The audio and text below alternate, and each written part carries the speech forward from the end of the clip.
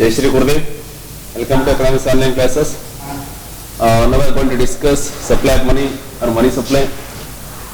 Last many classes we discussed many issues regarding money and banking.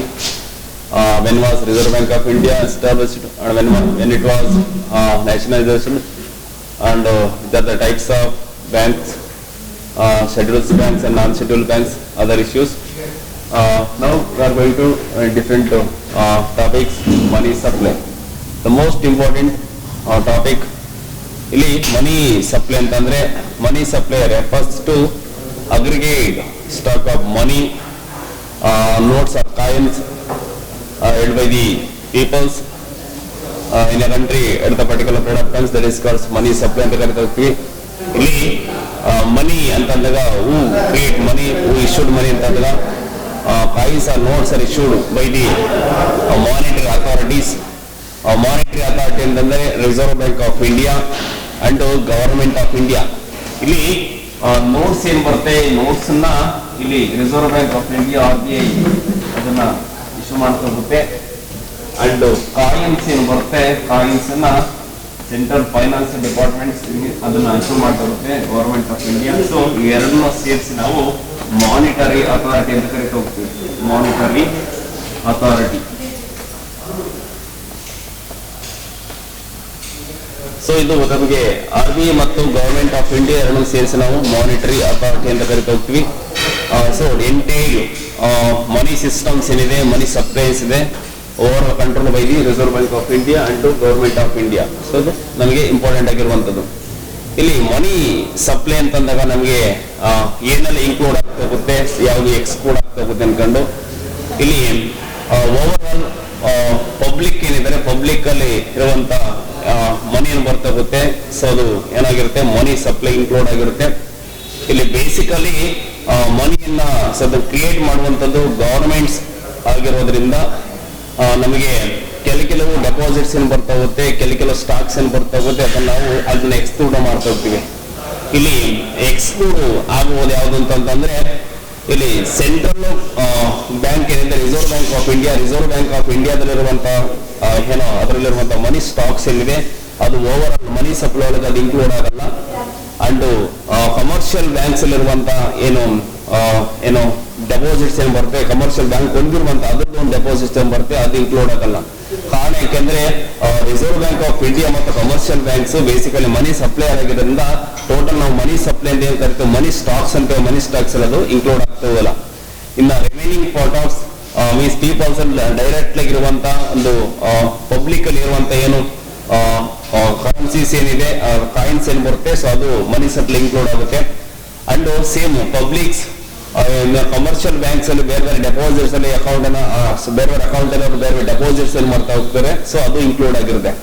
So include ಆಗಿರ್ಬೋದು and exclude ಆಗಿರುವಂತದ್ದು.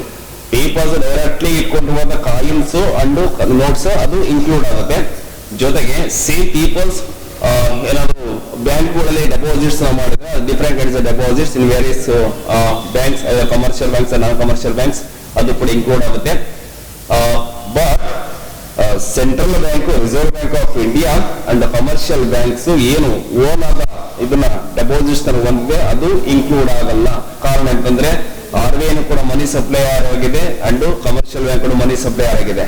RBI direct ಆಗಿ ಇದು notes ಅನ್ನ issue ಮಾಡ್ತಾ ಹೋಗುತ್ತೆ.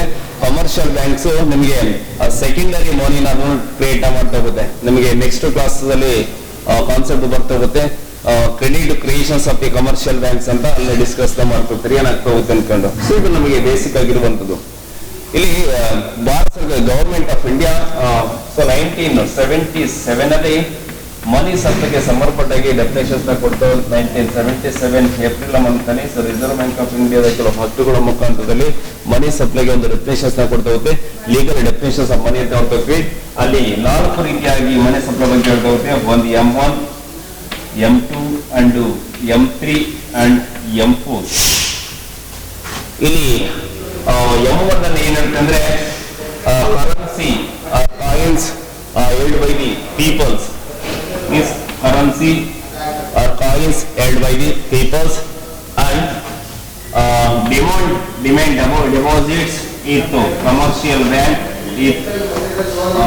commercial bank and other deposits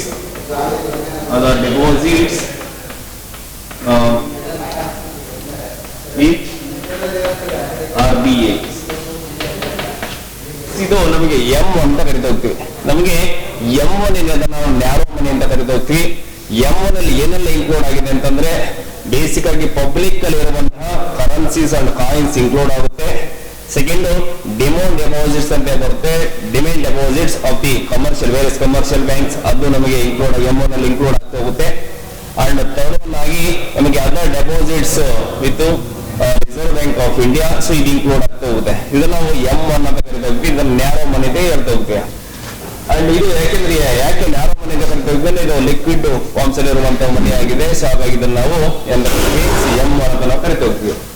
and next M2, ಅದು ಇನ್ನೊಂದು ಡೆಫಿನೇಷನ್ಸ್ ಮನಿ ಸಪ್ಲೈಗೆ ಸಂಬಂಧಪಟ್ಟ ಕೊಡುತ್ತೆ, M2 ಆಗಿರುತ್ತೆ. M2 ಏನು ಇನ್ಕ್ಲೂಡ್ ಆಗುತ್ತೆ ಅಂದ್ರೆ M1 plus post office saving deposits, so ಇದು ನಮಗೆ M2 ಅಲ್ಲಿ ಇನ್ಕ್ಲೂಡ್ ಆಗ್ತಾ ಹೋಗುತ್ತೆ. M2 ಕೂಡ ನಾವು ನ್ಯಾರೋ ಮನಿ ಅಂತ ಕರಿತಾ ಹೋಗ್ಬೋದು. ಇಲ್ಲಿ M1 plus post office saving deposits, M1 ಅಲ್ಲಿ ಇನ್ಕ್ಲೂಡ್ ಆಗಿದೆ ನಿಮಗೆ ಗೊತ್ತಿರುವಂತದ್ದು ಒಂದು ಏನು currency or coins held by the peoples and demand deposits and deposit with the Reserve Bank of India first include ಆಗಿದೆ. ಜೊತೆಗೆ ಇನ್ನೊಂದು ಏನು ಇನ್ಕ್ಲೂಡ್ ಆಗುತ್ತೆ ಅಂದ್ರೆ post office saving deposits include ಆಗುತ್ತೆ. ಇಲ್ಲಿ ಪೋಸ್ಟ್ ಆಫೀಸ್ ಅಲ್ಲಿ different kinds of saving schemes ನೋಡ್ತಾ ಹೋಗ್ತೀವಿ. ಅದರಲ್ಲಿ NSE ಇದೆ ಇರುವಂತದ್ದು ಅಂಡ್ ಪಬ್ಲಿಕ್ ಪ್ರಾವಿಡೆಂಟ್ ಫಂಡ್ ಇರುವಂತದ್ದು and monthly income saving scheme ಅಂತ ಬರ್ತಾ ಹೋಗುತ್ತೆ, ಸೀನಿಯರ್ ಸಿಟಿಸನ್ ಸ್ಕೀಮ್ಸ್ ಅಂತ ಬರ್ತಾ ಹೋಗುತ್ತೆ ಅಂಡ್ ಗರ್ಲ್ಸ್ ಸೇವಿಂಗ್ ಸ್ಕೀಮ್ಸ್ ಅಂತ ಬರ್ತಾ ಹೋಗುತ್ತೆ. ಈ ತರ ಡಿಫ್ರೆಂಟ್ ಆದ ಸ್ಕೀಮ್ಸ್ ಕೂಡ ನೋಡ್ತಾ ಹೋಗ್ತೀವಿ. ಹಾಗಾಗಿ ಏನು ಪೋಸ್ಟ್ ಆಫೀಸ್ ಅಲ್ಲಿ ಪೀಪಲ್ಸ್ ಗಳು ಸೇಮ್ ಅವರಲ್ಲಿರುವಂತಹ ಸೇವಿಂಗ್ಸ್ ಡೆಪಾಸಿಟ್ ಮಾಡ್ಲಿಕ್ಕೆ ಏನೆಲ್ಲ ಹೊಂದಿರುವಂತದ್ದು ಈ ತರ ಡೆಪಾಸಿಟ್ ಎಂಬರ್ತಿ, ಈ ಎಲ್ಲಾ ಡೆಪಾಸಿಟ್ಸ್ ಕೂಡ ನಮಗೆ M2 ಅಲ್ಲಿ ಇನ್ಕ್ಲೂಡ್ ಆಗ್ತಾ ಹೋಗುತ್ತೆ. ಇದನ್ನು ಕೂಡ ನಾವು ನ್ಯಾರೋ ಮನಿ ಅಂತ ಕರಿತಾ ಹೋಗ್ತೀವಿ.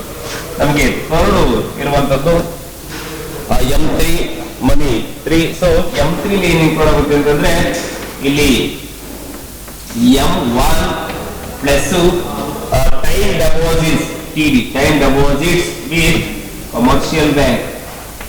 Most important things commercial bank. ನಮಗೆ M3 ಏನಿದೆ, M3 ನ ನಾವು ಇದು ಏನೋ ಬ್ರಾಡ್ ಮನಿ ಅಂತ ಕರಿತಾ ಹೋಗ್ತೀವಿ M3 ನ. ಸೊ ಕಾರಣ ಏನಂತಂದ್ರೆ ಇಲ್ಲಿ ನಮಗೆ M1 ಅಲ್ಲಿ ಏನು ಪಾರ್ಟ್ಸ್ ಇನ್ಕ್ಲೂಡ್ ಆಗಿದೆ, ಜೊತೆಗೆ ನಮಗೆ ಇನ್ನು ಇಂಪಾರ್ಟೆಂಟ್ ಆಗಿ ಟೈಮ್ ಡೆಪಾಸಿಟ್ಸ್ ಅಂತ ಬರೋದು ನೋಡ್ತಾ ಹೋಗ್ತೀವಿ. ಇಲ್ಲಿ ಟೈಮ್ ಡೆಪಾಸಿಟ್ಸ್ ಏನಾಗಿರುತ್ತೆ ಅಂದ್ರೆ ಇದು ಒಂದು ಇಂಟ್ರೆಸ್ಟ್ ಬೇರಿಂಗ್ ಬ್ಯಾಂಕ್ ಅಕೌಂಟ್ ಆಗಿರುತ್ತೆ. ಇಲ್ಲಿ ಪರ್ಸನ್ಸ್ ಗಳು ಏನು ಮಾಡ್ತಾರೆ, ಅವರು ಒಂದು ಪರ್ಟಿಕ್ಯುಲರ್ ಪೀರಿಯಡ್ ಆಫ್ ಟೈಮ್ಸ್ ಗೆ ಅದನ್ನು ಡೆಪಾಸಿಟ್ ಮಾಡ್ತಾ ಹೋಗ್ತಾರೆ. ಅಲ್ಲಿ ಮೆಚೂರಿಟಿ ಪೀರಿಯಡ್ ಏನ್ ಮಾಡ್ತಾರೆ ಅದು ಫಸ್ಟ್ ಡಿಸೈಡ್ ಆಗಿರುತ್ತೆ. ಅದಕ್ಕೆ ಇಷ್ಟು ಒಂದು ಭರವಸೆ ಆಧಾರದ ಮೇಲೆ ಅವರಿಗೆ ಅವರು ಅದನ್ನ ಡೆಪಾಸಿಟ್ ಮಾಡ್ತಾ ಹೋಗ್ತಾರೆ. ಅದು ಮೆಚೂರಿಟಿ ಪೀರಿಯಡ್ ಏನ್ ಬರುತ್ತೆ, ಆ ಪೀರಿಯಡ್ ಬರೋವರೆಗೂ ಅದನ್ನ ವಿತ್ಡ್ರಾ ಮಾಡ್ಕೊಳ್ಳಿಕ್ಕೆ ಸಾಧ್ಯ ಆಗೋದಿಲ್ಲ. ಒಂದು ವೇಳೆ ವಿತ್ಡ್ರಾ ಮಾಡ್ಕೊಂಡ್ರೆ ಅವ್ರಿಗೆ ಏನ್ ಬೆನಿಫಿಟ್, ಬೇಸಿಕಲ್ ಬೆನಿಫಿಟ್ ಏನ್ ಹೇಳ್ತಾರೆ, ಇಂಟ್ರೆಸ್ಟ್ ಏನು ಕೊಡ್ತೀವಿ ಅಂತ ಹೇಳಿದ್ರೆ ಇಂಟ್ರೆಸ್ಟ್ ಅಲ್ಲೂ ಸ್ವಲ್ಪ ಕಡಿತವನ್ನು ನಡೆಸ್ಕೋಬಹುದು. ಇಲ್ಲಿ ಟೈಮ್ ಡೆಪಾಸಿಟ್ಸ್ ಅಲ್ಲಿ ಬೇರೆ ಡೆಪಾಸಿಟ್ಸ್ ನೋಡ್ತಾ ಹೋಗ್ತೀವಿ. ಅದರಲ್ಲಿ ಮೇಜರ್ ಆಗಿ ನಾವು FD fixed deposits and recurring deposits RD ಅಂತ ನೋಡ್ತಾ ಹೋಗ್ತೀವಿ. ನಿಮಗೆ ಕಮರ್ಷಿಯಲ್ ಬ್ಯಾಂಕ್ ಡಿಸ್ಕಸ್ ಮಾಡೋ ಟೈಮ್ ಹೇಳ್ತಾ ಹೋಗುವ FD ಮತ್ತು RDs ಇದು ನಮಗೆ ಟೈಮ್ ಡೆಪಾಸಿಟ್ಸ್ ಆಗಿರುತ್ತೆ. ಈ M3 ಇಲ್ಲಿ ನಮಗೆ ಇದು ಸೇರ್ಕೊಡ್ತಾ ಹೋಗುತ್ತೆ. ಒಂದು M1 ಅಲ್ಲಿ ಇನ್ಕ್ಲೂಡ್ ಆಗಿದೆ, ಅದು ಪ್ಲಸ್ ಟೈಮ್ ಡೆಪಾಸಿಟ್ಸ್ ಅಂತ ನಮಗೆ ಹೇಳಿದ್ದೇನೆ. ಅದು ನಿರ್ದಿಷ್ಟ ಕಾಲ ಸೀಮಿತ ಒಂದು ಅವಧಿಗೆ ಸೊ ಇಂಟ್ರೆಸ್ಟ್ ನ ಪಡೆದುಕೊಳ್ಳಕ್ಕಾಗಿ ಮಾಡುವಂತ ಒಂದು ಅಕೌಂಟ್ ಟೈಪ್ಸ್ ಆಗಿದೆ, ಒಂದು ಡೆಪಾಸಿಟ್ಸ್ ಆಗಿದೆ. ಅಲ್ಲಿ ಫಸ್ಟ್ ಮೆಚೂರಿಟಿ ಪೀರಿಯಡ್ ಡಿಸೈಡ್ ಆಗಿರುತ್ತೆ, ಇಂಟ್ರೆಸ್ಟ್ ಕೂಡ ಡಿಸೈಡ್ ಆಗಿರುತ್ತೆ. ಸೊ ಅದಕ್ಕೆ ನಾವು ಡೆಪಾಸಿಟ್ ಮಾಡ್ತಾ ಹೋಗ್ತಾರೆ. ಸೊ ಅದು ಆಗಿರುವಂತದ್ದು. ಇಲ್ಲಿ FD ಮತ್ತು RD ಏನಿರುತ್ತೆ, fixed deposits and recurring deposits ನೋಡ್ತೀವಿ. ಇದು ನಮಗೆ ಟೈಮ್ ಡೆಪಾಸಿಟ್ ಆಗಿರುತ್ತೆ. ಇದನ್ನ ನಾವು ಬ್ರಾಡ್ ಮನಿ ಅಂತ ನಾವು ಕರಿತಾ ಹೋಗ್ತೀವಿ. ಇಲ್ಲಿ ಕಾರಣ ಏನಂತಂದ್ರೆ ನಮಗೆ ಈ ಸಂಪೂರ್ಣ ಲಿಕ್ವಿಡ್ ಕ್ಯಾಶ್ ರೂಪದಲ್ಲಿ ಇರೋದಿಲ್ಲ. ಯಾಕೆಂದ್ರೆ ನಮಗೆ ಪ್ರೈಮರಿ ಮನಿ, ಸೆಕೆಂಡರಿ ಮನಿ ಅಂತ ನಾವು ಕರಿತಾ ಹೋಗ್ತೀವಿ. ಪ್ರೈಮರಿ ಮನಿ ಏನಂತಿದೆ ಅಂತ ನಮಗೆ reserve Bank of India and central governments, central finance departments ಏನ್ ಬರ್ತಾ ಹೋಗುತ್ತೆ, ಕಾಯಿನ್ಸ್ ಅನ್ನು ಮೆಂಟ್ ಮಾಡ್ತಾ ಅನ್ಕೊಂಡು. ಸೊ ಅದು ನಮಗೆ ಬೇಸಿಕ್ ಆದ ಒಂದು ಆಗಿರುತ್ತೆ. ಅಂಡ್ ನೆಕ್ಸ್ಟ್ ನಿಮಗೆ ಕ್ರೆಡಿಟ್ ಕ್ರಿಯೇಷನ್ಸ್ ಅಂತ ಬರ್ತಾ ಹೋದೆ, ಕಮರ್ಷಿಯಲ್ ಬ್ಯಾಂಕ್ ಕ್ರೆಡಿಟ್ ಕ್ರಿಯೇಷನ್ಸ್ ಮಾಡ್ತಾ ಹೋಗುತ್ತೆ ಅನ್ಕೊಂಡು ಅದನ್ನ ನಾವು ಸೆಕೆಂಡರಿ ಮನಿ ಅಂತ ಕರಿತಾ ಹೋಗ್ತೀವಿ. ಹಾಗಾಗಿ ಇಲ್ಲಿ ಸೆಕೆಂಡರಿ ಮನೀಸ್ ಇನ್ಕ್ಲೂಡ್ ಆಗಿರೋದ್ರಿಂದ ನಾವೇನು ಕಮರ್ಷಿಯಲ್ ಬ್ಯಾಂಕ್ಸ್ ಇದನ್ನ ನಾವು ಹೈ ಪವರ್ ಬ್ಯಾಡ್ ಮನಿ ಅಂತ ನಾವು ಕರಿತಾ ಹೋಗ್ತೀವಿ. M3 ಮೇಜರ್ಗೆ ಬ್ಯಾಡ್ ಮನಿ ಅಂತ ನಾವು ಕರಿತಾ ಹೋಗ್ತೀವಿ. ಅಂಡ್ ಇನ್ನೊಂದು ಟೈಪ್ಸ್ ಇರುವಂತದ್ದು M4 ಅಲ್ಲಿ ಇನ್ಕ್ಲೂಡ್ ಆಗುತ್ತೆ ಅಂತಂದ್ರೆ M3 plus total post office saving deposits except NSC national saving certificate. ಇಲ್ಲಿ M4 ಏನು ಇನ್ಕ್ಲೂಡ್ ಆಗುತ್ತೆ ಅಂದ್ರೆ M3 ಇರುವಂತ ಎಲ್ಲ ಇನ್ಕ್ಲೂಡ್ ಆಗುತ್ತೆ. ಏನೋ currency aid by the peoples are publics and commercial banks, demo deposits and other deposits with the Reserve Bank of India, then time deposits with commercial banks, ಜೊತೆಗೆ total post office saving deposit ಸೇರ್ಕೊಳ್ತಾ ಹೋಗುತ್ತೆ. ಇದರಲ್ಲಿ NSC include ಆಗಲ್ಲ. ಅದರಿಂದ post office ಇರುವಂತಹ ಎಲ್ಲಾ ರೀತಿಯ ಏನು ಡೆಪಾಸಿಟ್ಸ್ ಬರ್ತಾ ಹೋಗುತ್ತೆ, ಅದೆಲ್ಲದೂ ಕೂಡ ಸೇರ್ಕೊಳ್ತಾ ಹೋಗುತ್ತೆ. ಆಲ್ ಕೈಂಡ್ಸ್ ಆಫ್ ಅದರಲ್ಲಿ ಮಂತ್ಲಿ ಸೇವಿಂಗ್ ಸ್ಕೀಮ್ಸ್ ಇರ್ಬೋದು, ಸೀನಿಯರ್ ಸಿಟಿಸನ್ಸ್ ಇರ್ಬೋದು, ಗರ್ಲ್ ಸ್ಕೀಮ್ಸ್ ಇರ್ಬೋದು, ಕಿಸಾನ್ ವಿಕಾಸ ಪತ್ರ ಇರ್ಬೋದು, and Sukanya Samriddhi Yojana schemes ಇರ್ಬೋದು, ಅಂಡ್ ಈ ತರದ ಏನು ಸ್ಕೀಮ್ಸ್ಗಳು ವೇರಿಯಸ್ ಸ್ಕೀಮ್ಸ್ ಏನು ಪೋಸ್ಟ್ ಆಫೀಸ್ ಅದು ಇದರ provided by the governments. So ಈ ತರದ ಡಿಫ್ರೆಂಟ್ ಸ್ಕೀಮ್ಸ್ ಏನಿದೆ ಎಲ್ಲದೂ ಕೂಡ ಅದರಲ್ಲಿ ಸೇರ್ಕೊಳ್ಳುವಂಥದ್ದು. ಇದರಲ್ಲಿ ಒಂದು ಇನ್ಕ್ಲೂಡ್ ಆಗಲ್ಲ, NSC ನ್ಯಾಷನಲ್ ಸೇವಿಂಗ್ ಸರ್ಟಿಫಿಕೇಟ್ ಅಂತ ಕರೆದಿರ್ತೀವಿ. ಈ NSC ಅಂದ್ರೆ ಫಸ್ಟ್ ಇಲ್ಲಿ ಬೇರೆ ಟೈಪ್ಸ್ ಆಫ್ ಏನೋ ಇದು ಏನು ಮುಖಬೆಲೆ ಹೊಂದಿರುವಂತಹ ಕೆಲವು ನಾವು ಫಸ್ಟ್ ಬಾಂಡ್ಸ್ ಗಳು ಅನ್ನೋದು ನಮಗೆ ಪ್ರೊವೈಡ್ ಮಾಡ್ತಿರ್ತೀವಿ, ಅದನ್ನ ಪರ್ಚೇಸ್ ಮಾಡುವಂಥದ್ದು. ಇದರ ಒಂದು ಮೇಜರ್ ಆದ ಒಂದು ಫೀಚರ್ಸ್ ಏನಾಗಿರುತ್ತೆ ಅಂದ್ರೆ ಈ ತರ ಸರ್ಟಿಫಿಕೇಟ್ ಅನ್ನು ಪರ್ಚೇಸ್ ಮಾಡ್ತಾ ಸೇವಿಂಗ್ ಪರ್ಪಸ್ಗೆ ಇದರ ಮೇಲೆ ಯಾವುದೇ ಸರ್ಕಾರದಿಂದ ಅವರಿಗೆ ಟ್ಯಾಕ್ಸ್ ರಿಲ್ಯಾಕ್ಸೇಷನ್ಸ್ ಸಿಗ್ತಾ ಹೋಗುತ್ತೆ. ಹಾಗೆ ಇನ್ಕಮ್ ಟ್ಯಾಕ್ಸ್ ಇಂದ ಅವರು ಅದರಿಂದ ಸೊ ಸೇಫ್ಟಿಯನ್ನ ಪಡ್ಕೊಳ್ಳಿಕ್ಕೆ ಅನುಕೂಲ ಆಗುವಂತದ್ದು. ಆ ಕಾರಣಕ್ಕಾಗಿ ಸೊ ನಮಗೆ ನ್ಯಾಷನಲ್ ಸೇವಿಂಗ್ ಸರ್ಟಿಫಿಕೇಟ್ ಏನಿದೆ ಇದನ್ನ ಇಂಕ್ಲೂಡ್ ಮಾಡ್ಲಿಕ್ಕೆ ಸಾಧ್ಯ ಆಗುದಿಲ್ಲ. ಹಾಗಾಗಿ ಇಲ್ಲಿ ಟೋಟಲ್ ಓವರ್ ಆಲ್ ನಮಗೆ 4 ನೋಡ್ಕೊಳ್ತೀವಿ, M1, M2 and M3, M4. ಇಲ್ಲಿ M1 ಅಂಡ್ M2 ನಾವು ನ್ಯಾರೋ ಮನೆಗೆ ಕರ್ತ ಹೋಗ್ತೀವಿ, M3 ಅಂಡ್ M4 ನಾವು ಬ್ರಾಡ್ ಮನೆಗೆ ಕರ್ತ ಹೋಗ್ತೀವಿ. ನೀವು ಮೇಜರ್ ಪರ್ಟಿಕ್ಯುಲರ್ ಹೇಳೋದಾದ್ರೆ M1 ನ್ಯಾರೋ ಮನೆಗೆ ಕರ್ತ ಹೋಗ್ತೀವಿ, M3 ಬ್ರಾಡ್ ಮನೆಗೆ ಕರ್ತ ಹೋಗ್ತೀವಿ. ಡಿಫ್ರೆನ್ಸ್ ಇದು ಲಿಕ್ವಿಡ್ ರೂಪದಲ್ಲಿ ಇರುವಂತದ್ದು, ಸೆಕೆಂಡರಿ ಮನಿ ರೂಪದಲ್ಲಿ ಇರುವಂತದ್ದು. ಸಹ ಕಾರಣಕ್ಕಾಗಿದ್ದು ನ್ಯಾರೋ ಇದನ್ನ ಬ್ರಾಡ್ ಮನೆಗೆ ಕರ್ತ ಹೋಗ್ತೀವಿ. ಇದು ನಿಮಗೆ ಮನಿ ಸಪ್ಲೈ ಸಂಬಂಧಪಟ್ಟಾಗೆ ರಿಸರ್ವ್ ಬ್ಯಾಂಕ್ ಆಫ್ ಇಂಡಿಯಾದ 1977 ಆಕ್ಟ್ ಪ್ರಕಾರ ಕೊಟ್ಟುವಂತ ಒಂದು ಡೆಫಿನೇಷನ್ಸ್ ಆಗಿರುವಂತದ್ದು. ಇನ್ನು ನೆಕ್ಸ್ಟ್ ಏನ್ ಬರ್ತಾ ಹೋಗುತ್ತೆ ಇದಕ್ಕೆ ಸಂಬಂಧಪಟ್ಟದನ್ನ ನೆಕ್ಸ್ಟ್ ಕ್ಲಾಸ್ ಅಲ್ಲಿ ಡಿಸ್ಕಸ್ ಮಾಡ್ತಿದ್ವಿ. Thank you.